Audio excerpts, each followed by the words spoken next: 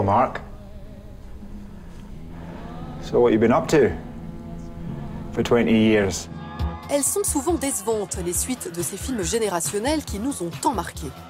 Mais en redonnant vie 20 ans après aux Écossais déjantés de Trainspotting, Danny Boyle réussit son coup.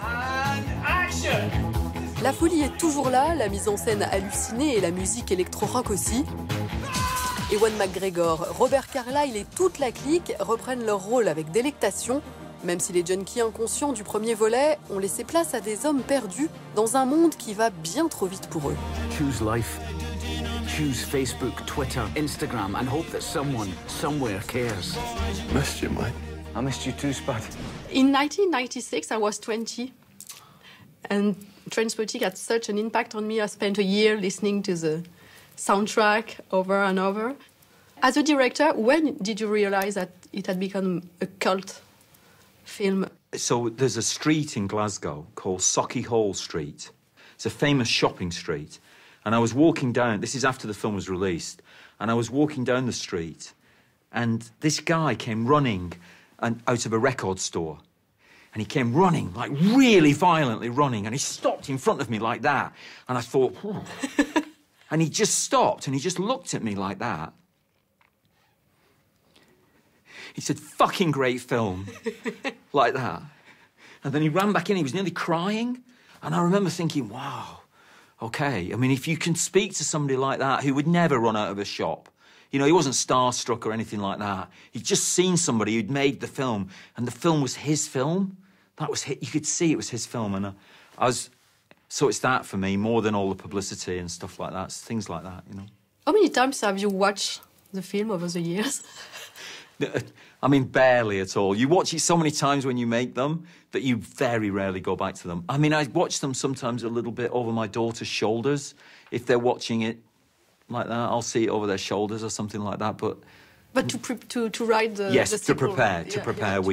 Yeah. We did watch it, and we watched it once in the editing. We had a screening.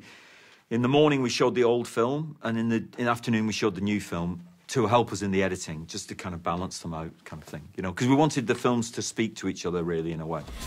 Choose reality TV, slut-shaming, revenge porn. Choose a 0-hour contract, a 2-hour journey to work, and choose the same for your kids, only worse. And smother the pain with an unknown dose of an unknown drug made in somebody's kitchen. And then, take a deep breath. As a director, what was your state of mind? Because you made this movie more than 20 years ago. It was your second film. You were young and kind of inexperimented, and now you won an Oscar. You were the boss of the opening and ceremony at the Olympic Games in London. So, I mean, you were a wise and serious guy. So was it necessary to come back to kind of a state of innocence? Or Yes. And was it yes. easy too? Yeah, no, it's very, very important, actually, and very difficult to do. Because all the experience you get through jobs and stuff like that you mention, they don't help you really.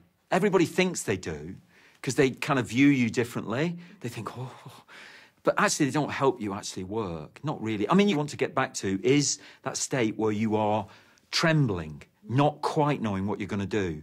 And it's kind of ecstasy, really.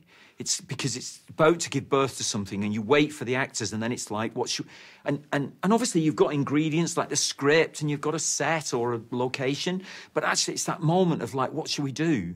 And I remember the first thing we shot on this was the scene between Bobby Begbie and Johnny Lee Miller, Sick Boy, in the cellar underneath the pub, when they go like that, like gorillas to each other.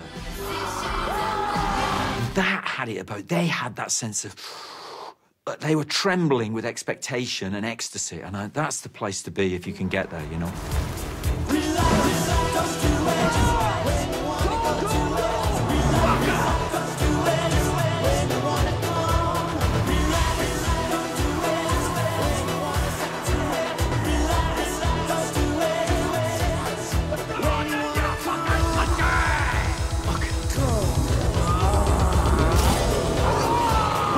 And how did they feel to play these guys 20 years later? Because I was very surprised by the melancholy of the film. I did not expect it. The film's really about boyhood, the first one, and how irresponsible and carefree you are, and you don't care about anything. They don't care about hurting people. They damage people. Babies die. A friend died. They don't care. They don't care about time. And now you try to be like that and you can't be. They desperately try to relive that bravado, and it's not quite getting there because they have manhood, and there are children around who are disappointed in them as fathers, and women who witness to how disappointing they are as fathers, you know, and that's the real thing. They have to somehow come to terms with that. And thankfully, by the end of the movie, they're beginning to. You are an addict. I think I haven't heard that 100,000 times, Mark. You got 12 more steps for me, comedy. So, be addicted. Be addicted to something else. Like you're running until I feel sick? Yes. Or something else. You've got to channel it. You've got to control it. People try all sorts. Some people do boxing. Boxing? Well, it's just an example. I don't mean you should... So what did you channel into? Getting away. Making this movie, do you have the feeling that you've closed the door, a part of your life? Or beginning a new one, or...? It's interesting. Well, so Ewan McGregor and I kind of had a bit of a falling out and stuff, and so it was wonderful to be back together again with him. And we really enjoyed that. It was lovely. And that was thanks to him more than anyone, actually. But the final image of the film, which is when he dances in his bedroom, his childhood bedroom, I said to him, listen, if I get knocked over by a bus and I never shoot another thing, and that's I'll be very happy that I sign off with that image of you dancing to Iggy Pop, to a Prodigy remix of Iggy Pop.